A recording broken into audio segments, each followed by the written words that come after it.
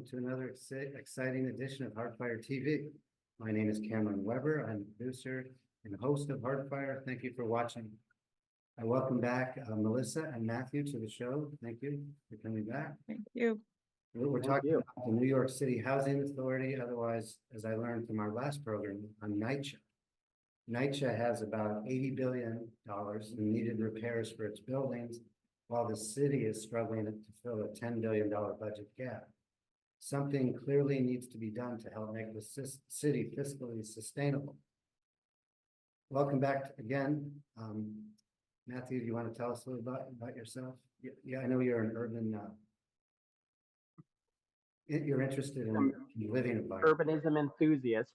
Yeah. Far from expert, but enthusiast is a good word. Yeah. Chair of the Brooklyn Libertarian Party, former city council candidate, and community involved person. Yeah, you do a lot of organizing of stuff on the line. So I don't know if you're cleaning up the canal. Ooh, and Melissa, welcome back to you. This, I believe, is your third or fourth time on the show. Yes. Thank you. I'm Melissa Wilcox. I'm a former housing director for a nonprofit organization, and I've worked in housing in both Pennsylvania and New York. Right. In our last program, we talked about the corruption and mismanagement of NYCHA. We decided that what is needed is competition to keep NYCHA efficient and honest. How can any valid enterprise accumulate $78 billion in debt with no way to pay it out, to pay for the maintenance of the buildings, except bailouts? Am I capturing our recent discussion correctly? Agreed. Yeah, we also discussed that rent collection at the NYCHA buildings is down 30%. There's a reason for that, because they require $80 billion in repairs. And we also said that public housing should be for a small percentage of the population and not intended for millions, right? Right. Correct. Yeah, and we also decided that it might be alternatives to NYCHA would reduce concentrated poverty. Correct. Okay.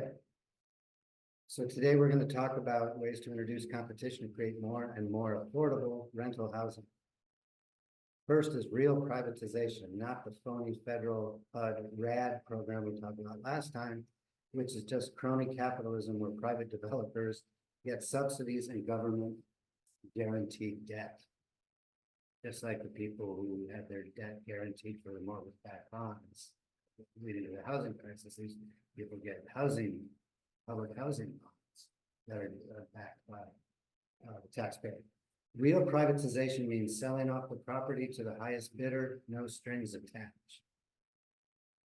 To make a long story short, the idea would be to sell the most valuable properties in Manhattan, NYCHA properties in Manhattan, and then give some of the proceeds to those who would move out. Yeah?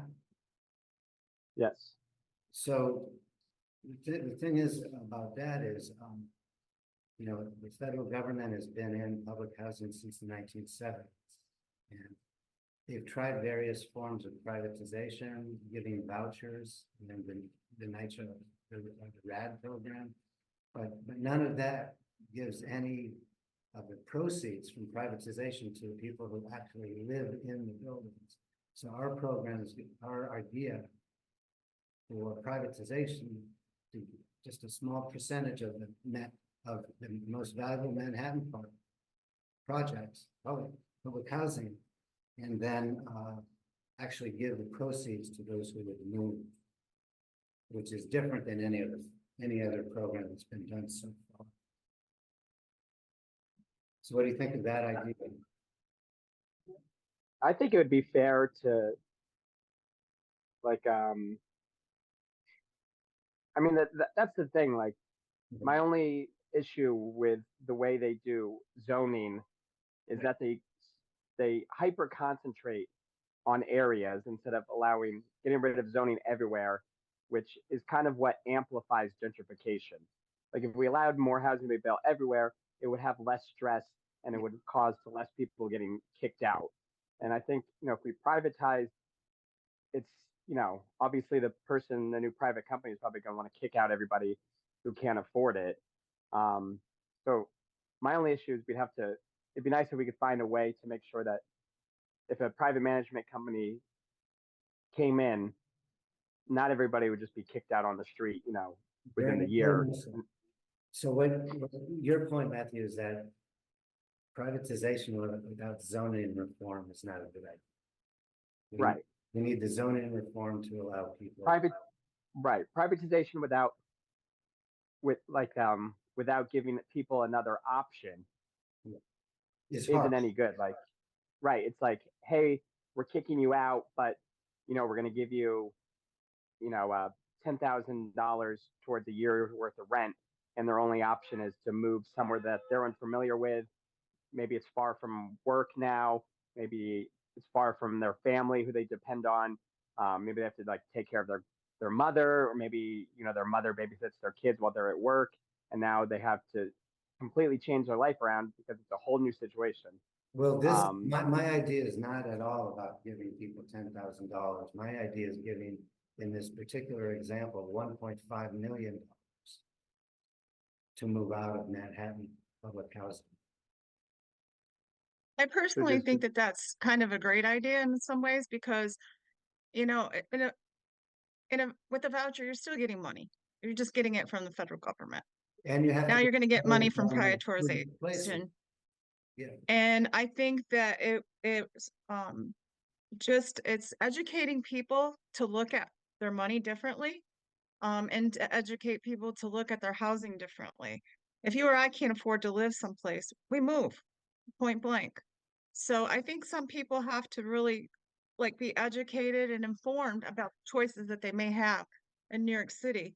And I think there's been several longitudinal studies that we all know about. One in 2023 from the New York City Housing and Vacancy survey. The New York City Rent Guidelines Board did a New York City Rents and Markets and Trends 2023 report. We all know that there's a problem, but what are we doing about it? Well, a lot of talk and no action. Talking about it. We're talking. And I think one way to privatization, to be fair, is to do random drawings across all the NYCHA buildings to begin with, and then gradually move them out of the city as they so choose, as long as they agree to the financial stipend. And if the stipend's given once or over several years, their lifetime, whatever. And I think it needs to be possibly some form of electronically sealed bid process with the privatization companies that may be building these companies. And the random drawing would be done by the computer, and you would have to prove that you could economically sustain that building and improve it over time with the monies that you receive. Let's look at, before we get into that very good, the fairness issues, who 100 trillion in Manhattan, and then that would affect about 150,000 public housing residents. Those 150,000 living in Manhattan are the most valuable housing buildings. And then we give half of this 500 billion to the 150,000 people moving out, so that each person would receive 1.5 million to leave the housing over a specified and planned period of time for transition. The other 250 billion could be used to repair the remaining NYCHA buildings, to pay for the unfunded pension liabilities of public employees, and to reduce taxes, making New York City a better place to do business. So it would be $1.5 million. And then the follow-up question is it morally and legally wrong to choose those 150,000 people who would be given this deal? And right, who's to choose which Manhattan public housing building this would be done on? Or do we do all of them at once, which is inadvisable? It's better to start, right? But so the problem with doing it randomly for NYCHA residents is that if you couldn't privatize a whole building, couldn't sell off the whole building. And it would only be worth it if a developer in Manhattan could buy the whole property, the whole building, and do whatever they want with that building, and give the people who would move out $1.5 million. Correct. I think, go ahead, Matthew, sorry. No, I was just agreeing. You go. Well, I think in some ways, what we have now is morally and legally wrong. I mean, people are living in unsafe conditions in public housing. It's taking long periods of time to make repairs. We have so many people homeless. We have people that, are in transit, between apartment to apartment, moving from family to family member. So I think in some ways, no, both answers are morally, in my opinion, legally wrong. And I think for a family, I understand that you have to just be displaced, should we make privatization happen. But at the same time, there has to be other alternatives to be close to the area that you used to live in. And hopefully those options are available. Can you still buy an apartment in Manhattan for $1.5 million? No, No. I doubt it. Not even a studio, not even a one bedroom. I think I read the average rent in Mm. Manhattan was like $4,000 and some dollars, I believe. And you had to make like over, I forget what it was. I wrote it down some time ago. But if you the New York housing, I'm sorry, the city had written an article, in that article in 2003, it said New York City housing and vacancy surveys found that 86% of New Yorkers make less than $25,000, spend more than 50% of their income on rent, and those who make between 25 and 50,000 spend 45% on their rent. So the lowest income people, when you look at the figures, are spending the most on their rent versus the higher income peoples. So how is this government program supposed to work? It's not working. It's not working.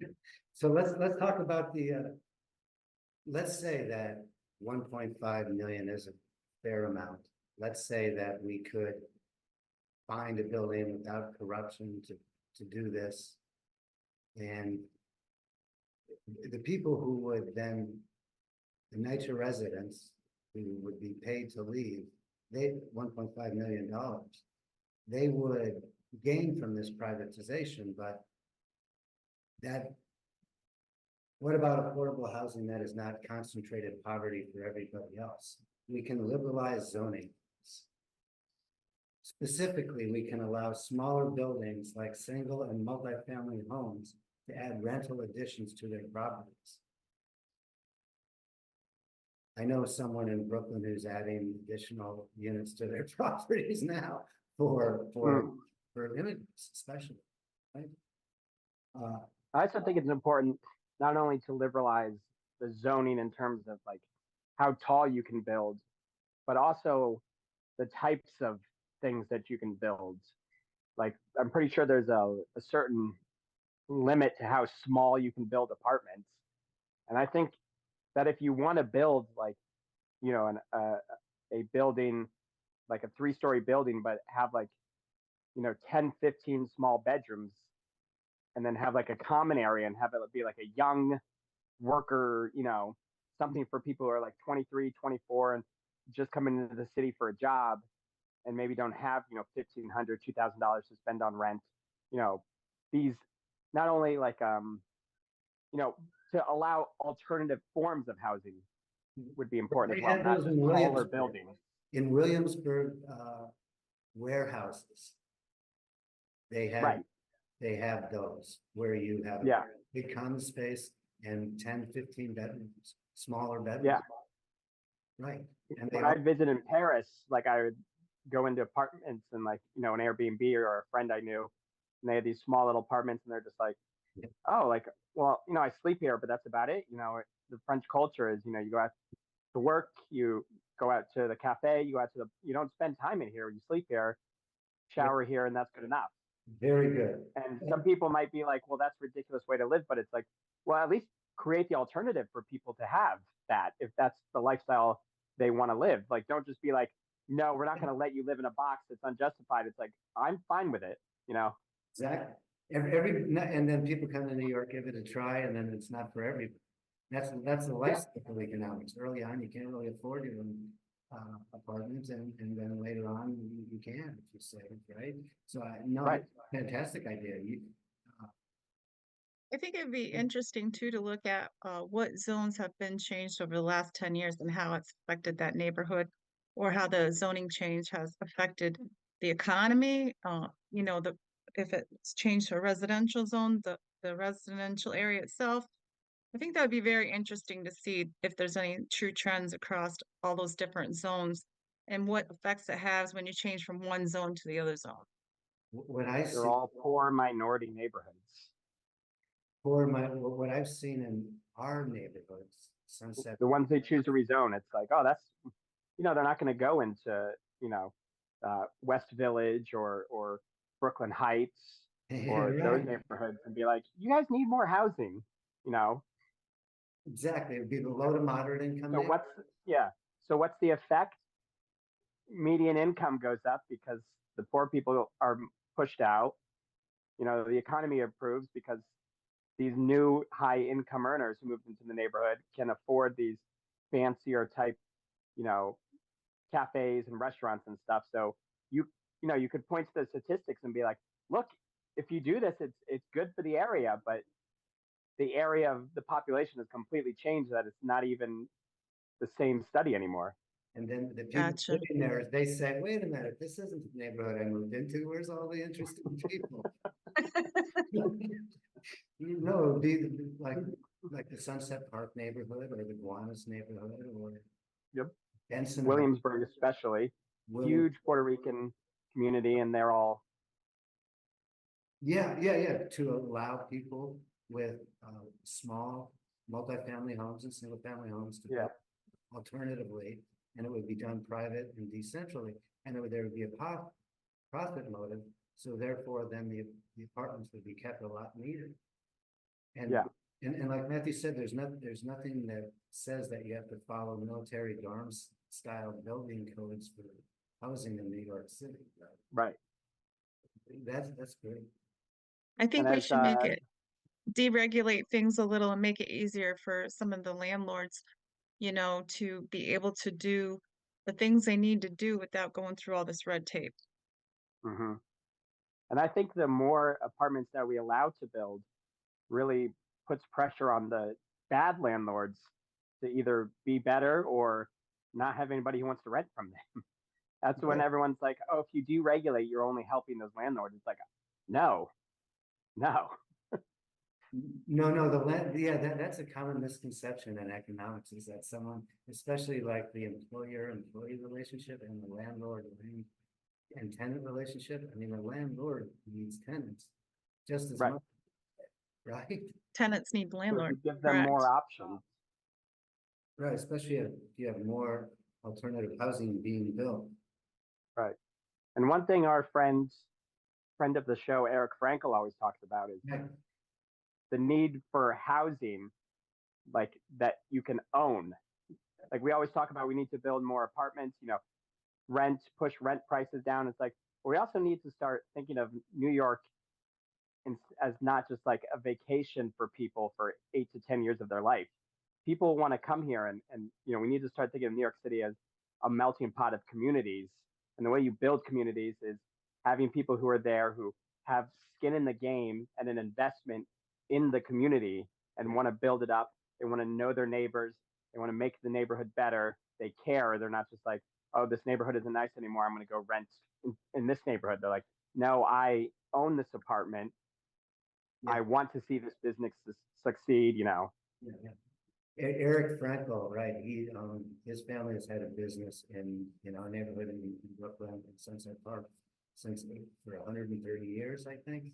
And his big complaint is, I understand completely, is that the city has taken over all the big buildings there, right? That could have been used for alternative housing.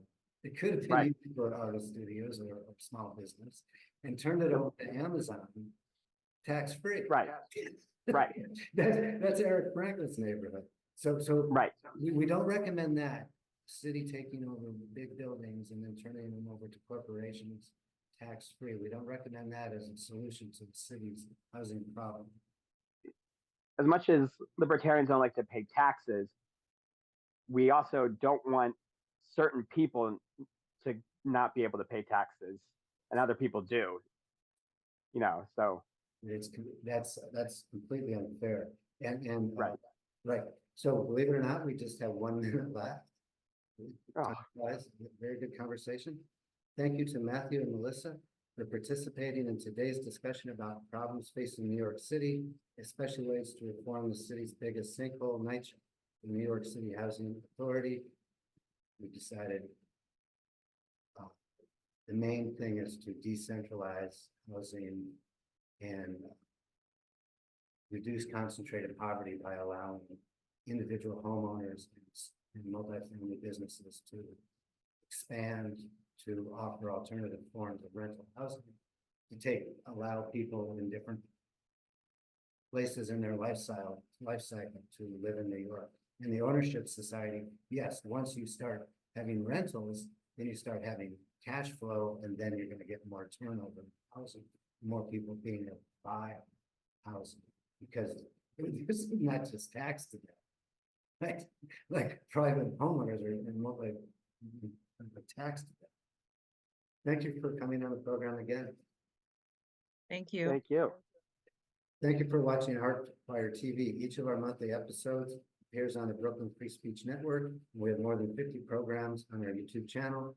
Just search for Hardfire and Brooklyn Free Speech. Thank you.